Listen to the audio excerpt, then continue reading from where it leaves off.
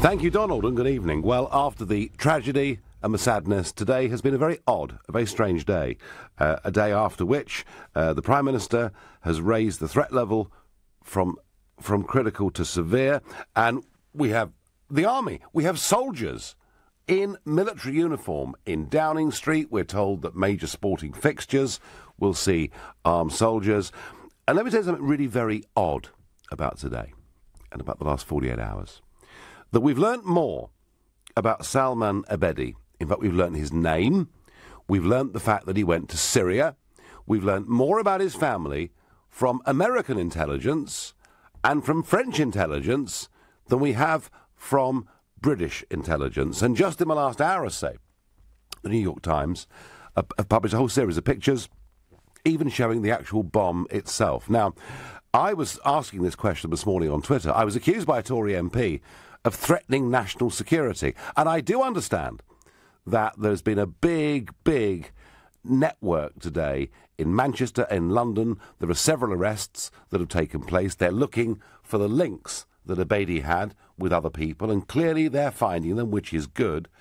But if all this stuff is absolutely secret and critical and should not be in the public domain because otherwise it might hinder arresting other people, why on earth are they telling the French and German intelligence services all this information who are now releasing it to us? That I find difficult to understand. What we also get is from the Didsbury Mosque, from some of the preachers at the Didsbury Mosque, telling us that Abedi really scared them. He was talking about suicide bombing being a noble route out. Indeed, some of his neighbours said the same thing, that this young man was displaying increasingly bad, worrying behaviour. So he was known to the authorities. He'd befriended somebody on Mossad who was known as a recruiting officer for ISIS. The authorities knew who this man was, and yet he wasn't on the list. Yep, there is a list. There is a list of nearly 3,500 people who are suspected potential terrorists living in this country. And yet this man, despite all we knew about him, wasn't on it. So one wonders how big the list in reality really is. Perhaps it really is 10,000. I don't know. But for the purposes of this discussion, given that we know the identities of 3,500 people who've got links to radical Islam, who've got links to ISIS, who've got links to extremism, and who pose a threat to our way of life, what should we do with those 3,500 known jihadis in this country already? I want to know from you what you think we ought to do in the face of something that clearly is a very grave situation indeed. Let me know what you think. Call me on 0345 6060 973. Text me on 84850. You can tweet me at LBC, not forgetting the hashtag Farage and LBC. And of course, you can watch the show live by going to LBC's Facebook page. Now, Mohammed in Birmingham, I'm going to you as my first caller. There are nearly 3,500 people that we absolutely know have links to really bad people across the world. How on earth should we deal with them? Hi, can I just say, right, in order to understand the problem that we have here, is to speak to apostates of Islam if you want to truly understand what's happening. I am an apostate of Islam. Are you? Okay. Now, so have you given up on Islam or converted to Christianity? I mean, what's your situation? I initially turned away from Islam because I know what it teaches. And then, along the way, I found Christ. So it wasn't a switch from one to the other. I just turned away from Islam because I did not accept the things that were in there. Is that, Mohammed, I'm sorry to stop you, because I know you've got a story to tell, and I want to hear it. Just very quickly, is that because of the religion itself, in your view, or the way in which it was interpreted and taught to you? Now, if you speak to anyone that's turned away from Islam, they will tell you exactly the same why we have turned away. Millions are turning away from it because the ideology itself is offensive. It's not. You will not find the word love in the Quran. right? As you know, Muhammad, when he first started, he was a peaceful person, right? Yes. But as soon as he went strong, he had an army, he then went on the offensive. That is a problem. The Quran itself is prescriptive. You have to obey it. That's the problem. And you cannot, you can't change it. You can't. And this is a problem. The other problem is, right, when the British allowed these people into Britain, what happens is this. A Pakistani community has got anti-British attitudes anyway. When I speak to them, they don't know that I am an apostate. When I engage with them and I ask them about the questions of the French attacks, they say that wasn't us, that was MI5. The attacks in the tube attacks, that wasn't us, that was MI5. So you got this deluded. This is rather like Mohammed, the 9/11 stuff, isn't it? I'm told that some of the extreme preaching tells people that 9/11 wasn't radical Islam; it was actually the American state that conducted this stuff. Or the Jews. Or the Jews, yeah. Now here's the thing, right? When they allow these people into our community that is already here, because the British authorities think we can put these people into the Islamic communities that are already here because they will feel at home. That's a big mistake, because what's happening is when these people come into the Islamic communities here, the Islamic communities here are telling them the reason that your country is in a mess is because of the British. Mohammed, I do understand where we started with this, and I've had this debate with callers in the past, and you know, I have studied this a little bit, and I get that the later bits of the Quran are pretty insightful in many ways. But equally, you could argue there are parts of the Old Testament that actually say things about homosexuals, etc., that we might find very difficult to live with, well, impossible to live with under the law today. Interesting. Mohammed, let me just ask you something.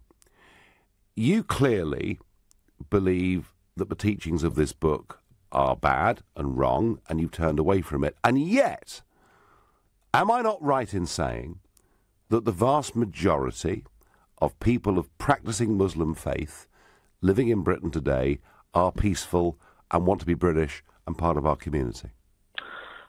I will agree with you on the first point. A majority of them are peaceful because they do not strictly follow, their prophet. Now, when you speak about Britishness, they are not the British. They swear their allegiance to the country where their parents are from. They're not proud to be British. When we went into war with Argentina and a British ship was attacked and sunk, my community was cheering. This was, I mean, famously in the 1980s, and it provoked a huge uproar. Norman Tebbit called this the cricket test, didn't he? That you've come to this country, you've settled here, you may have taken nationality, but who do you support when England plays a team from the subcontinent at cricket? And what you're saying, Mohammed, is that peaceful and non-peaceful actually owe their allegiance to the countries of their birth or their parents' birth rather than this country. Absolutely. Can I also say, here's an interesting point, right? There are approximately 85 Islamic people staying in Manchester. Now, they had a visual, right, yesterday. I hardly saw anybody from my community there. And that speaks a lot. And not only that, right, extremism at all levels has to be tackled, even for us as well, because 3 of my friends were almost killed for turning away from Islam. 8 armed officers eventually had to help a friend of mine from Bradford to leave his home because he was almost killed outside his home.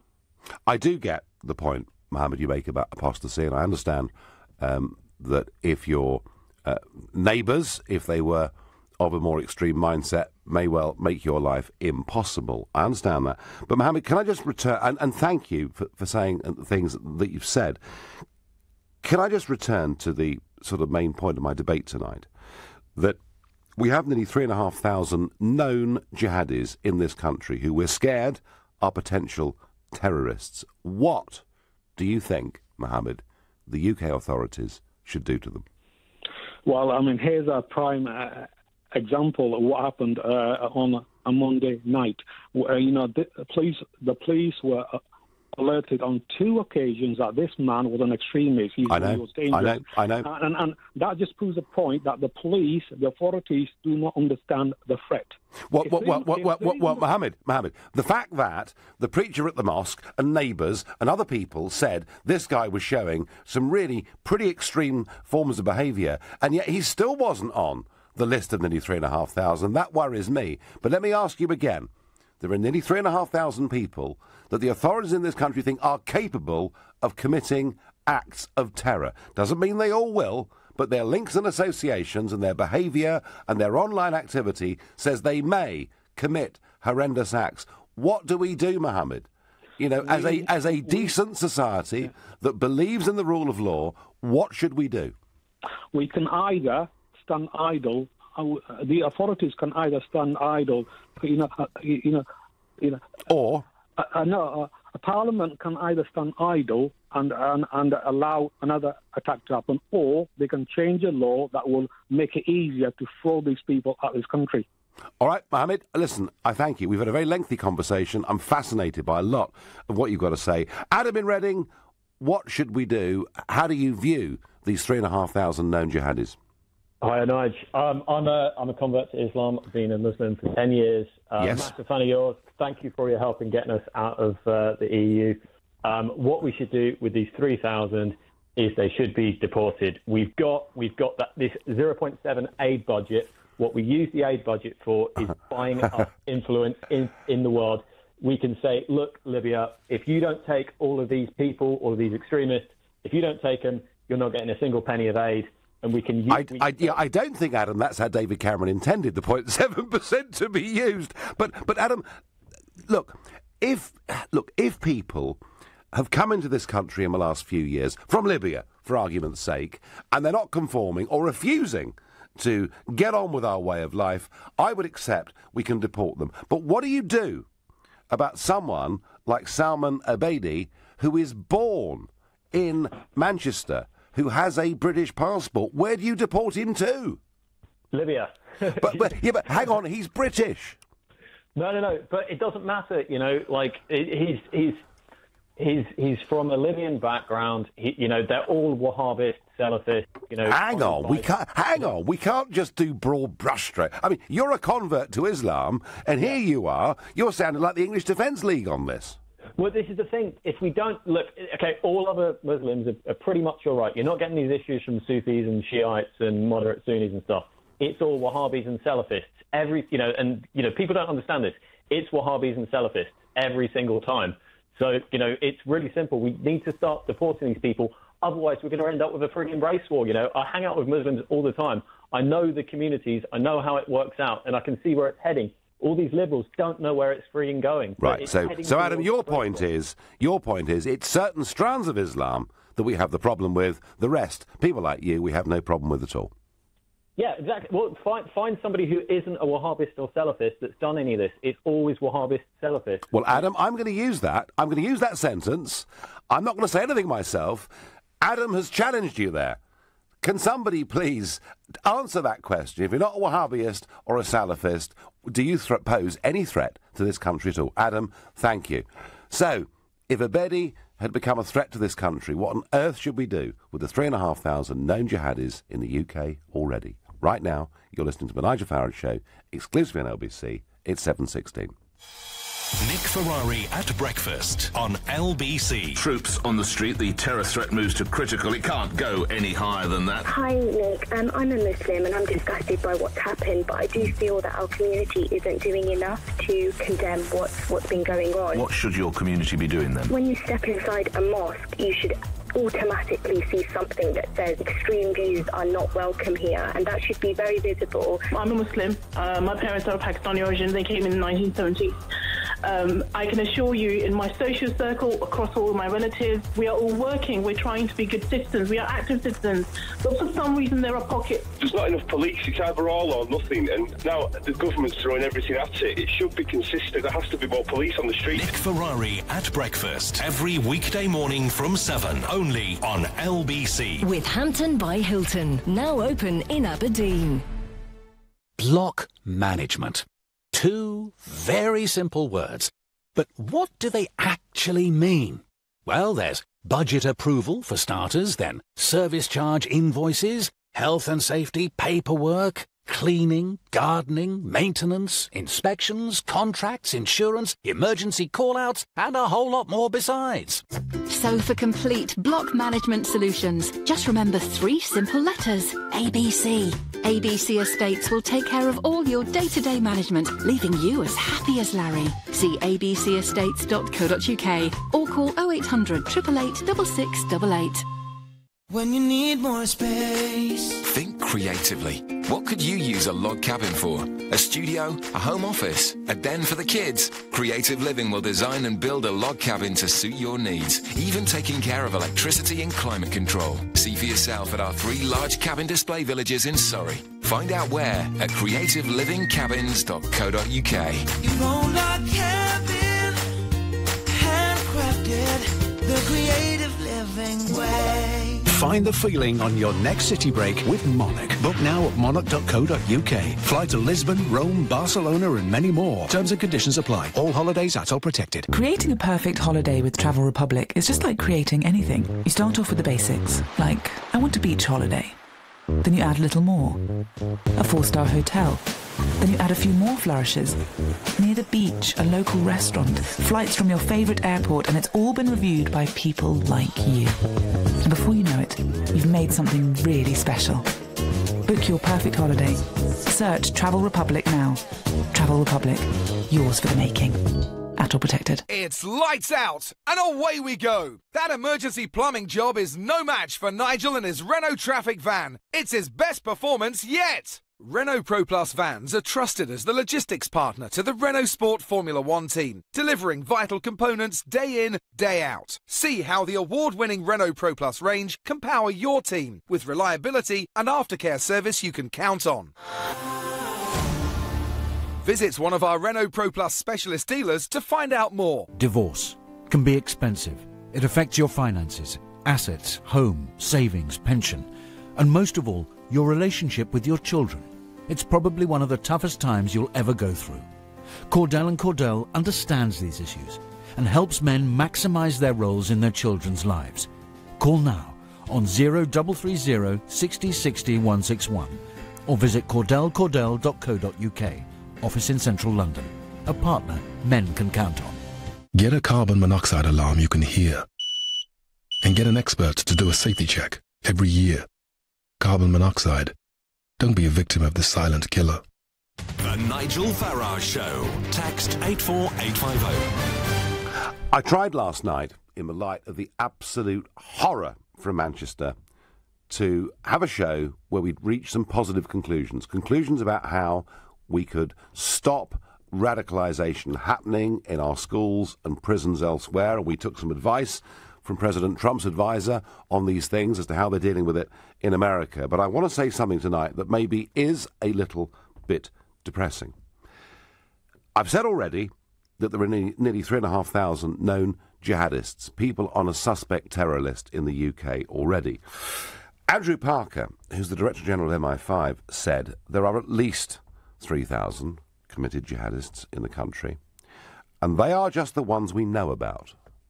The real number could be anything between 6,000 and 10,000. Now, clearly, Salman Abedi was one of those, wasn't he? He wasn't. He's not included in a list that was considered to be absolutely hardcore, and just as worrying that it is known that at least 400 people have gone from the UK to Syria to fight from ISIS. Now, I say 400. Some reports say it could be 400 from Manchester alone. I don't know, but I'll stick with a lower figure. But of the hundreds that have gone to Syria and returned to the UK, only 54 have been prosecuted and a further 30 are facing charges. And there's one person that I really do want to direct a simple question to. She was the longest-serving Home Secretary for 150 years. Her name is Theresa May. And I want to know, why did we not either take the passports away from these 3,500 people, or take their passports away when they attempted to get back into the country? What have we done? I want to know this. What have we done to stop people who've been and fought in brutal war zones, who've learnt how to make bombs? What have we done to stop them coming back into our communities? Because from what I can see, it is very little indeed.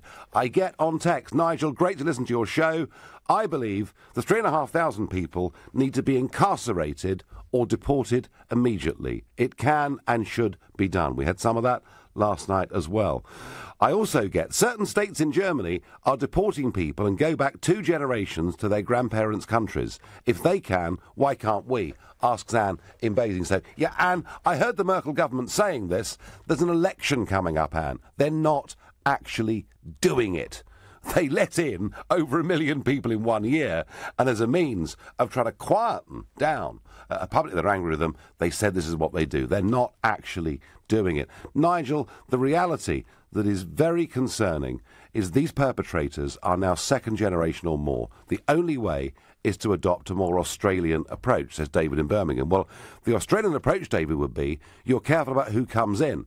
And it is worth noting, it really is worth noting, that Abedi's parents came to the United Kingdom as opponents of Gaddafi, claiming political refuge. Was the reason they claimed political refuge that they were, in fact, jihadi extremists? I don't yet quite know the answer to that question. But if indeed the reason they claim refugee status here is because they were extreme jihadists, and that actually Gaddafi, whatever his faults may have been, was trying to run a secular country, I would then suggest we got to rethink our refugee policy in its entirety. Now, please, anybody out there with any knowledge of what was happening 20, 25 years ago in terms of refugee policy, come and tell me that I'm wrong. I'm not convinced I'm right, but you know what? I may be. Leon in Brighton. I'm being told by some people, Leon, that we should round everybody up and put them in internment camps. And I'm really worried that if we do that, it's shades of the 1930s, or even actually shades of what we did in Northern Ireland from time to time, to make the situation, as I see it, worse, not better. Leon, what do you think? It's a bit high, Nick, first of all. Sorry, Nick, totally forgive me. Yeah, the bottom line is this. Look, I'll be honest about it. Everybody's talking about, what we're seeing and what's going on, and it's hideous, it's awful, it's terrible. My heart bleeds for all the families, for everybody that's lost somebody, but there is a solution here that nobody really seems to be talking about. Will you tell us what it is, please? I'm going to share it with everybody, and I'll tell you what it is. We need to look to, I'm probably pronouncing it wrong, but reformation. There needs to be reform within the Quran itself. Now, to be honest with you, there are a couple of leading political activists, one by the name of Herbst Ali. I know. Yeah. These are Muslim women, and they are speaking out about various aspects of Islam at the moment and what needs to change within it. To me, I'm looking at it in very simple terms. Of course, it wouldn't be simple to implement it, or even to get the Saudis, because they have founders' privilege, to actually agree to reinterpret the whole area of martyrdom, in the Quran. But if that's taken out, then there's no actual justification for committing murder in the name of the faith. So we need to have a reformation that takes place within the religion of Islam. That would need, Leon, the leaders of all the different strains of Islam to accept there was a problem and to have a sort of international conference to do it. I actually think you're right in many, many ways. I think you are right. But a previous caller made the point that the Wahhabis and the Salafists are the real problem. Would they agree to do this? Well, Probably not. I mean, looking at the ideology they're following at the moment, there's no two ways about it. They won't. The bottom line is, and this is something that a lot of Muslims will agree with, is that they believe that, their doctrine is the final word of God. Now, I don't want to get sort of too much into the history. Islam evolved. The whole Quran sort of evolved over a period of a couple of 100 years. Now, the fact is, Sunnas were what became sort of the doctrine of the Quran itself. And there was debate amongst the elders at the time about which sunnahs should effectively be in the Quran and those that shouldn't. Now, there shouldn't be any debate about that if that's the final word. Well, Leon, you're right. There are lots of strains. I mean, I know the Ahmadiyya Muslims in the United Kingdom very, very well. They've been to visit me in Brussels. I've been to visit them here. And they are absolutely pro-integrationist and pose absolutely no threat to this country at all, and they're friends of mine. Leon, it's complex because there are so many different strains of Islam. But your basic point, that the religion needs to have a reformation, needs to have a public debate with itself about what's going wrong, I completely understand and take. Mahmood in Putney, what on earth do we do with these nearly 3,500 people? Well, I think that if the due process, if they're subject to the due process of law, then if they're demonstrated to be a threat to the country, then absolutely they should be deported. I just wanted to say there's a previous caller, Muhammad, who said that he was a Christian, converted from this dreadful religion, Islam. And he made all sorts of comments about Islam that weren't really challenged properly. I'm a member of the Ahmadiyya Muslim community. Are you? Okay. Well, I've literally just mentioned. You mentioned it. I know. Yeah, I heard. Yeah. Okay. Yeah. I mean, the thing what I would say is, you talk about reformation within Islam. I mean, that's something that has already happened. I mean, and when you say reformation, when Muhammad came, I mean, this idea that somehow, he came with the sword and, there was two phases to his life, one when he was peaceful and the other when he was warlike, is absolute tosh. And this idea that peace isn't mentioned in the Quran, well, Islam actually means peace, as your listeners well know. But the thing is that what's happened actually is that these Wahhabists that you're talking about, and these terrorists, they've taken certain verses of the Quran completely out of context, and those verses that relate to war only relate to defensive war. And they've taken them in a completely different context, and they're abetted by certain people who are Christians and whatever, who want to attack the religion. You are not the first person to tell me that these are wild misinterpretations, that what was seen to be defensive is taken to be offensive. I've heard this before. But would you not accept there must be a problem within the religion if certain people choose to take that interpretation? Well, I would say that there's a problem with the adherents of the religion, not the religion itself. Okay. I mean, because what I would say to you is, if you look back to Islam in Spain, Islam reached the shores of Europe in Spain, and that was a beacon of light for the entirety of Europe, which led to the Reformation and the Renaissance in Europe. When Europe was in the Dark Ages. So Islam, is a force for good and for knowledge and for enlightenment. Yeah. But unfortunately, it's going through a medieval phase in certain parts of the world, like Saudi Arabia. All countries that are supported by us, as in terms of arms deals and all sorts of things. We support the Saudis. Just tell me, because I know the Ahmadiyyas. Let's cheer a few people up who are listening to this and feeling very depressed. Just tell me that as a Muslim, you are committed to integration, to being British, and to driving out the bad guys. Well, more than that, we want to make a positive contribution to any country in which we settle, and we abhor these acts of terror, and we want to actually be the agents for change, so that within the religion we actually provide the theological arguments against these people. I love it. We're the only people Mahmood, that's the best phone call I possibly could have had. Thank you. You're listening to The Nigel Farage Show, exclusively on LBC. It's 7:30 and time for the news with Rupert Barcia. Armed police have arrested a man in Wigan in connection with Monday's suicide bombing. He is the fifth person detained. Police say they are investigating a terror network in connection with the attack. Meanwhile, a US newspaper has printed pictures from the scene. It claims they are of the backpack used to carry the bomb. Separately, troops have been deployed to guard key locations like Buckingham Palace and Downing Street, and the government has announced a minute's silence will be held at 11 a.m. tomorrow to remember those killed and injured in the attack. LBC weather. Clear spells tonight for most, staying mild, a low of 13 Celsius. Very warm tomorrow with good spells of sunshine and a high of 26 degrees. LBC Travel. Good evening. I'm Andy Lake. Well, starting off in Surrey, the M25 is solid clockwise and anti-clockwise in 12 for the M3 and 15 for the M4. There was a breakdown earlier on around the A30 at Staines. This was recovered a little while ago. Into West London, the M4 is queuing westbound, approaching junction 2 for the A4 in Brentford. A lane there blocked on the entry slip because of 2 breakdowns, leaving delays back to Earls Court Station. In East London, Greenwich, the A2 Blackheath Road is closed at the George and Dragon traffic lights as recovery work to a collision continues, causing queues from Deptford Bridge and the Sun in the Sands roundabout. Into Leicestershire now, the M1 is crawling southbound from junction 24A for Derby to 24 for the A6 after an accident a little earlier. All lanes are back open now though.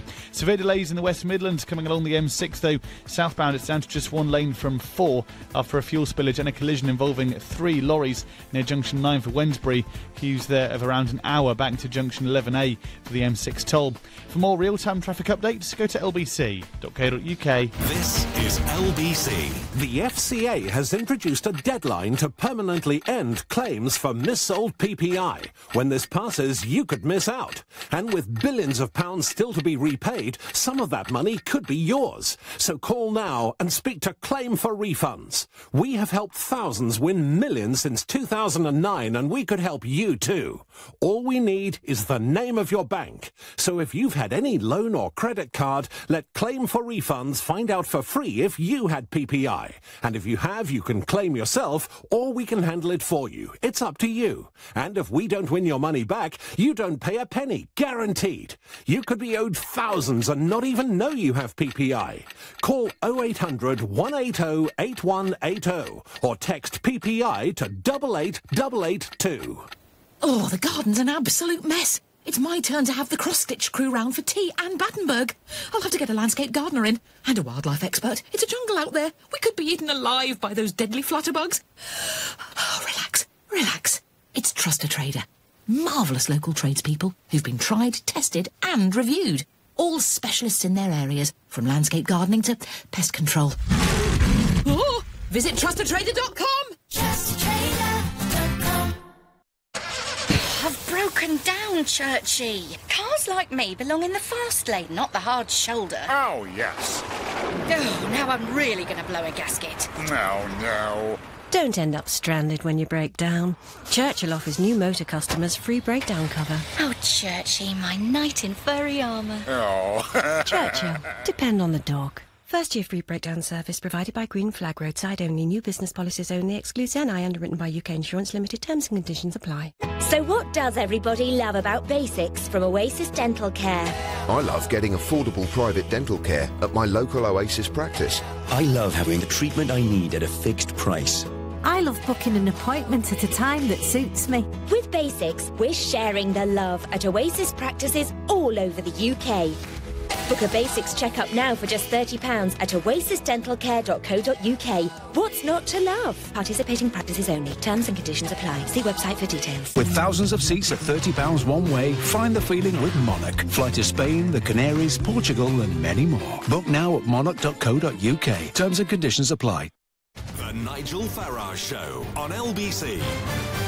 This bomber, this monster, this loser, as President Trump called him. And actually, no, tell you what, let's keep using the word loser, because that's what these people are. He was known to the authorities. He had worried people at the Didsbury Mosque. He'd worried his neighbours. And yet, despite many of the things he said, he still wasn't on the list of nearly 3,500 people who are suspected jihadi terrorists in this country. And I'm asking you, what on earth should we do with them? And Mariana says to me on Facebook, anyone on a watch list for terrorism who goes to Syria to a training camp is not going on holiday. These people should have their passports confiscated on re-entry back into Britain. Mariana, I agree entirely. I also get David Essex says, anyone, regardless of religion, who breaks the law should feel the full weight of it, including internment, with reasonable proof. Similarly, anyone, regardless of religion, who does break the law, who deserves its protection. Yeah, Dave, that's fine. But is internment the way forward? And I'm just thinking, historically, and by the way, I'm not drawing any direct comparisons between Irish nationalism 100 years ago and extreme jihadism today. But isn't it interesting that in 1916 we get the Dublin Uprising? We get nationalists in Ireland who want Ireland to break away from Great Britain as it then was. And there's an uprising. What's interesting is they only had minority support in the island of Ireland. And yet, what did the Brits do? What did the British government do in response? We executed half a dozen of them, which began to turn people against us. And we then took 300 of the people who'd been most actively involved, and we sent them, we deported them, we interned them in a sort of couple of fields in Wales.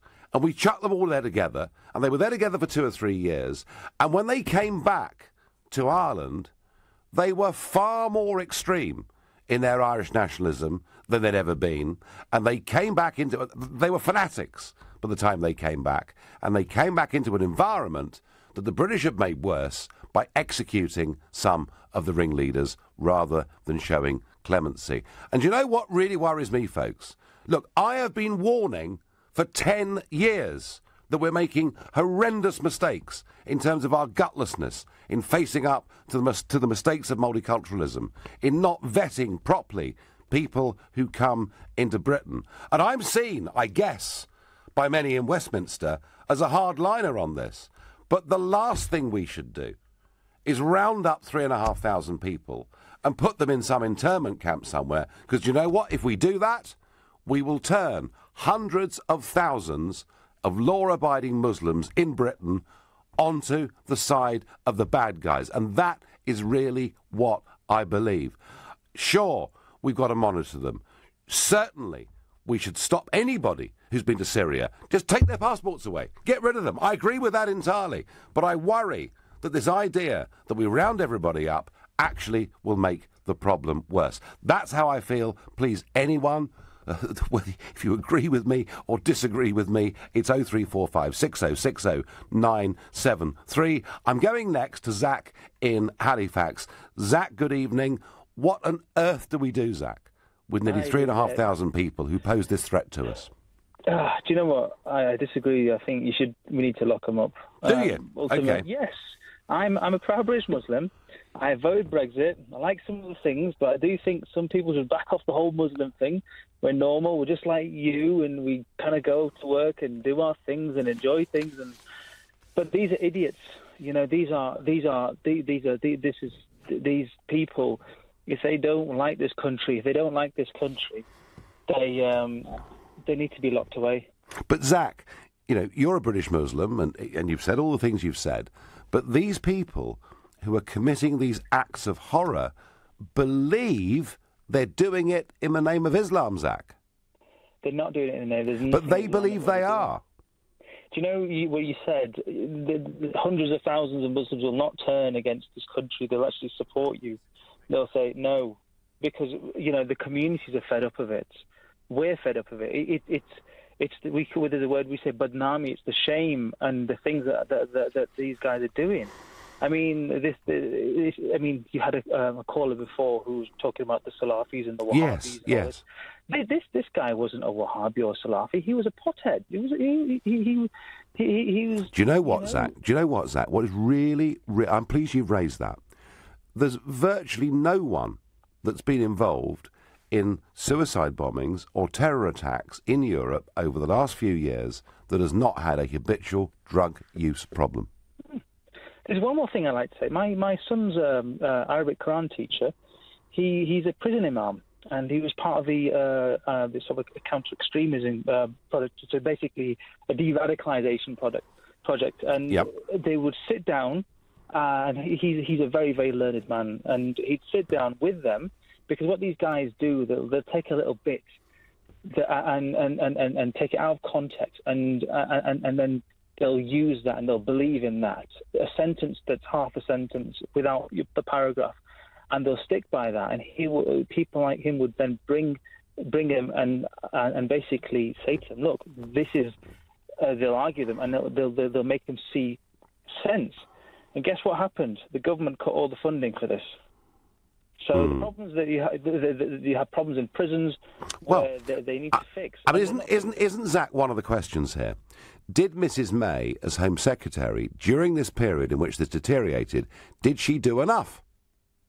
I don't think she did. Well, nor do I. Because whenever she's questioned on this, she said, but I was the Home Secretary who deported Abu Hamza. But it took us 10 years to get rid of him. If someone goes to Syria, wants to fight in Syria, personally, I think we should strip them off their citizenship. Even if they're born here, get lost, don't come back. We don't want them in this country. I don't want them in this country. And she didn't do... Zach, I tell you what, I bet you, if we conducted an opinion poll on that basic question, we'd get monster support. We'd get 80% support, maybe even more, and yet Mrs May didn't do it. So, Zach, just to repeat, you think we should round up these 3,500 people and get them off our streets? Yes, because you know what? It's disgusting. And if they want to if they want to fight, go to Syria. Leave, go, get out of the country. But don't attack innocents here. Zach, your position is clear. Why do some strands of your religion interpret the Quran and behave in this way? You have idiots in every religion. Idiots in every religion. Losers, as Trump would call them. Losers. And unfortunately, these people that you can't. They're what can I say? I'm not allowed to swear on the radio, so I won't swear on the radio. But they're ignorant. My wife, she wears a headscarf. She's a doctor. Okay, yeah, yeah. She thinks the same as me. They're ignorant, but they're dangerous. Zach, you're a star. Thank you. You made some really interesting points. I'm going to go to Naveen in Croydon. Good evening. Good evening, Nigel. Never thought I'd have to speak with you, but I need to today. Please do. To you, to everyone that follows your ethos, and to every Muslim out there. I'm a very proud British Asian Muslim. Yes. And there's a few points I'd like to make. Firstly, that point that you were saying to the last caller, yep. I have to mention that in the Quran, and every single person who has put a hate tweet after Manchester, those poor parents, that has said ever in their life that these Muslims are killers, I want you to put your arrogance and your ignorance to one side. I want your integrity to listen today. In the Quran, repeatedly, it says you kill one innocent human, you kill the whole of humanity. It says that repeatedly. That's in the earlier parts of the Quran, isn't it, as opposed to the later parts of the Quran? In the Quran, they put up quotes saying, kill infidel, kill this. They forget to put that this is recitations of past wars that have happened when Islam was being persecuted for being spread. Now, that's one thing, whether you wish to accept that or not. You've had people like Jonathan Ross on his show saying, I've read that book cover to cover. It's the most peaceful book you can ever read. Now, today's time, okay? So I just want everybody to put ignorance aside and their... Well, I tell you what, Naveen, there are lots and lots of people that want to get their comments on this show, and you just raised a very, very big point, so let's just deal with that. Of course, there are different interpretations of all religious documents, and that's been the case forever, but you have very passionately made your point that you see the Quran, you see the religion as being for peace, and you believe that very strongly and very passionately. Let me ask you, why is it then that some people who are adherents to your religion choose to take a completely different interpretation and threaten our way of life? I tell you why. Okay, 2 points. First, if you pulled up one of those IS militants or any of those 3.5 jihadists, and you're saying 3.5, and I'll give you some statistics, okay, because I'm a former crime scene examiner for the Met Police. Yep. Now, firstly, I defy anyone to pull up one of those IS militants. I defy any of these jihadists to be pulled up. Other than Allahu Akbar, you ask them to recite one prayer, one translation of the Quran, they will not be able to do it. Now, that may be right, but why, Naveen, why are they committing barbarity in the name of this religion? Why are they doing it? I'll tell you why. because the Quran is the only religion. You know, you say these interpretations. That's not true, because the Quran is the only holy scripture that has never had a single word changed. And Muslims are very passionate about that. Now, when you take a religion like that, and this was my point to you, to everyone that follows you, and to every Muslim, and I have said this on BBC Radio, on any Twitter, anywhere I can find, any platform, the day the word Islamist was added to Islamist IS, yeah, to Islamic State, we should have stood up. You know, when you've got to say, why do you not integrate? We should have stood up and said, how dare you use that word? Change it to Daesh. I have asked this. Muslims should have stood up and said, do not hijack our religion. This is not Islam. Well, actually, Naveen, isn't that what Donald Trump was saying in Riyadh? Isn't that exactly what he said? Because there were 50 of the biggest leaders of the Muslim world in that room, and what Trump was saying was, isn't it time you, Naveen, Donald Trump and others work together to drive out the extremists? Isn't that what we need to do? I will tell you where this driving out comes from. Having been a crime scene examiner for the Met Police, the amount of cuts in the last 6 years that have come in with forensic evidence is not admissible because of budget cuts. You've got intelligence sitting there that can't be investigated, that can't be analysed because of budget cuts. Well, now that's a slightly separate issue, but don't worry, Naveen, they brought the army in now, so all's going to be well. Listen, fascinating conversation. You're listening to the Nigel Farage Show here on LBC. It's 7:48. Coming up at 8 on LBC, Clive Bull. As the terror threat level is raised to critical and troops are deployed, do you feel this is a response that makes Britain safer? Clive Bull on LBC.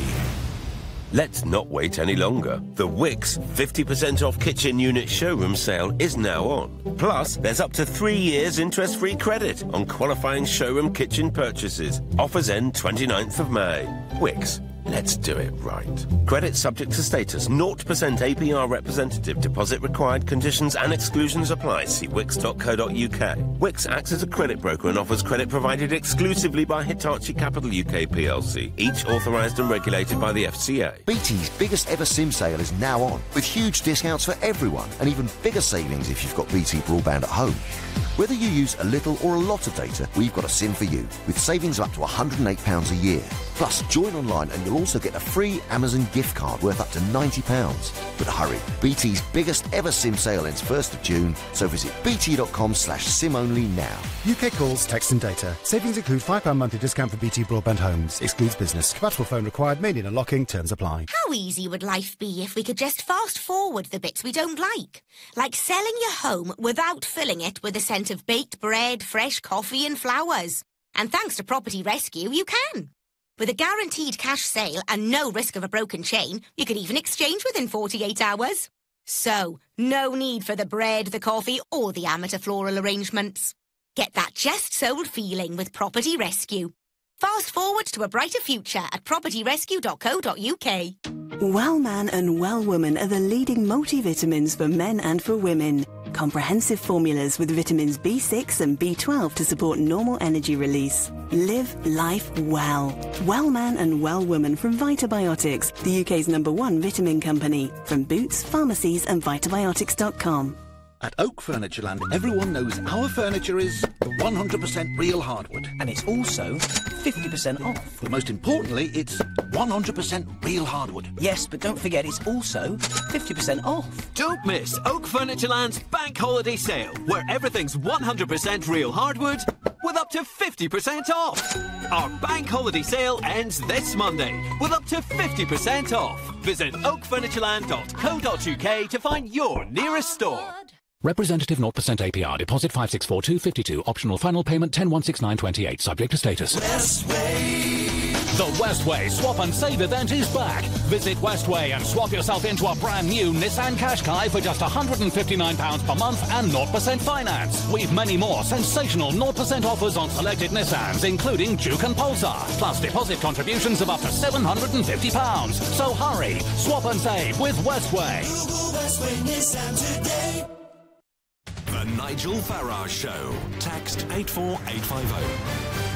The Manchester loser, Salman Abedi, who killed those people, was known to have voiced extreme views, was known to have praised people who were suicide bombers, and yet despite all of this, he wasn't even on the list.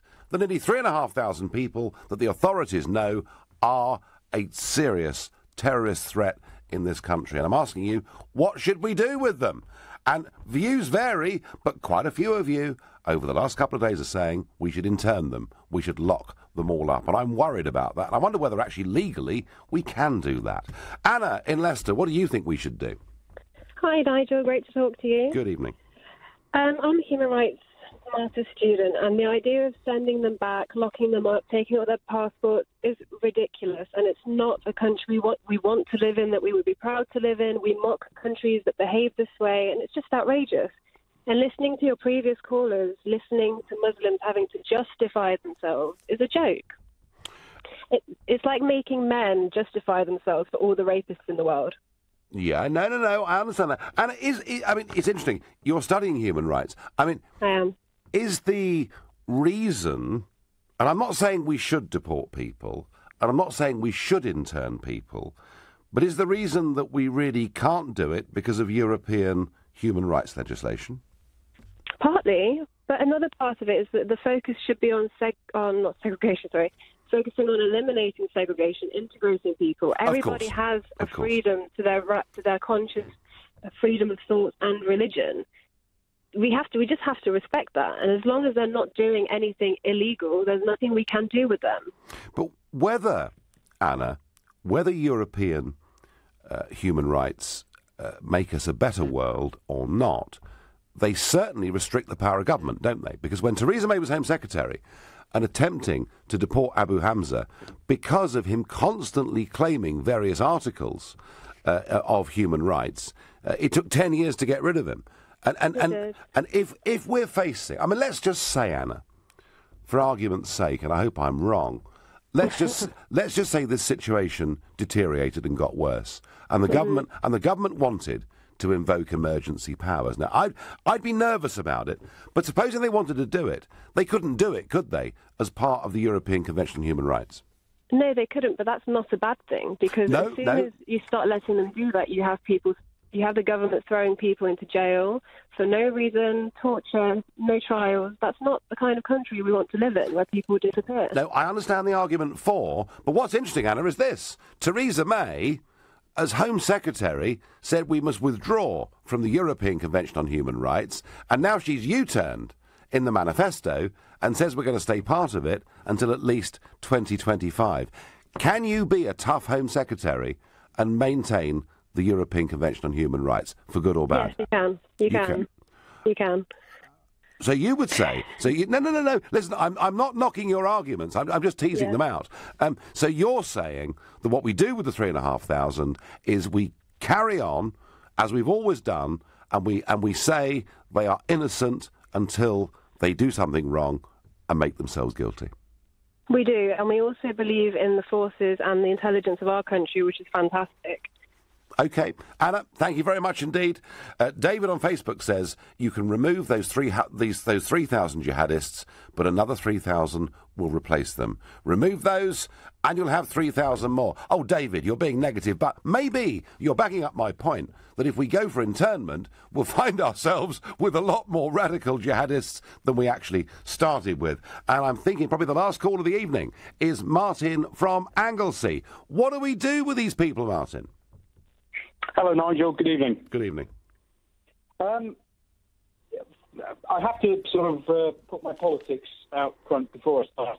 I have to say I don't agree with everything that Nigel Farage stands for. Well, no one does. It's okay. But I do think Nigel Farage speaks an awful lot of common sense, and I think that's one of the qualities that's missing in politics in the UK at the moment is common sense.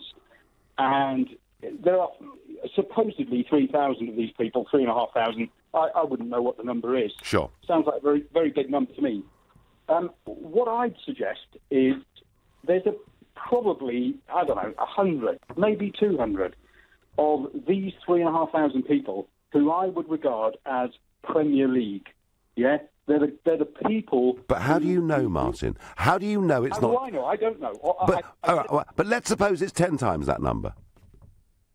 But 10 times that number is 2,000. Yep. Right. What I'm saying is, of the 3,500, there's probably an awful lot of those people who are just idiots. They're people who've gone onto websites and looked at the wrong thing, and with GCHQ having the capabilities it's got, it's pinged up a word in GCHQ, and all of a sudden they're on somebody's radar. What I'm talking about is the type of person who is really on their radar, the sort of person that is... All right, so Martin... ...masses of MI5... Martin, time's running out. So let's say there's a couple of hundred real baddies. What do we do? I'll tell you what we do. We get the boys in blue and the anti-terrorist guys tonight, and we go and round them up, Nigel. We get them off our streets. Martin, you've made the point. Strong message. Martin, we are not going to put up with it. You've made the point. Round them up, says Martin at Anglesey. That's the real bad guys. Now, I've had a bit of a go at the Prime Minister tonight. I feel as Home Secretary she did little or nothing. I feel the fact that she wants to keep us in the European Convention on Human Rights will limit her ability. But in the interest of balance, the Prime Minister today has said that the work undertaken throughout the day has revealed that it is a possibility that we cannot ignore that there is a wider group of individuals linked to this attack. As a result of the decision, the police have asked for authorisation from the Secretary of State for Defence to deploy a number of armed military personnel in support of their armed officers. You might also see military personnel deployed at certain events, such as concerts, sports matches, and helping the police to keep the public safe. So there we are. It's all going to be okay. You've been listening to the Nigel Farage Show on LBC. I'm back tomorrow evening from 7. Coming up at 10, it's Ian Collins, but up next, it's Clive Bull. Nigel, thank you, and we'll continue this conversation as the terror threat level is raised to critical and troops are deployed. Do you feel this is a response that makes